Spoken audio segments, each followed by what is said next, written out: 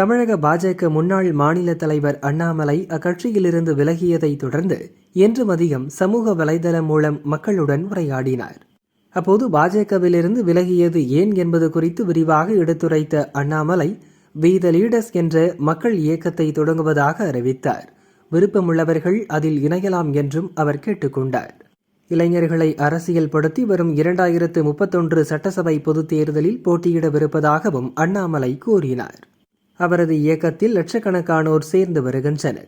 தமிழக பாஜக துணைத் தலைவர் கருநாகராஜன், மாநில செயலாளர் சுமதி வெங்கடேஷ் உள்பட நிர்வாகிகள் பலரும் அக்கட்சியிலிருந்து விலகி அண்ணாமலையுடன் கைகோர்த்து வருகின்றனர். இந்நிலையில் கடந்த ஜூன் 1ஆம் தேதி டெல்லி சென்ற அண்ணாமலை இன்று மாலை சென்னை ஏர்போர்ட் வந்தார். அவர் வரும் தகவல் அறிந்த ஆயிரக்கணக்கான தொண்டர்கள் ஏர்போர்ட்டில் குவிந்தனர்.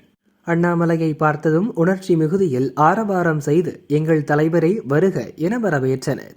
அண்ணாமலை அவர்களுக்கு நன்றி தெரிவித்தும் கைகுலுக்கியும் மகிழ்ச்சியை வெளிப்படுத்தினார்.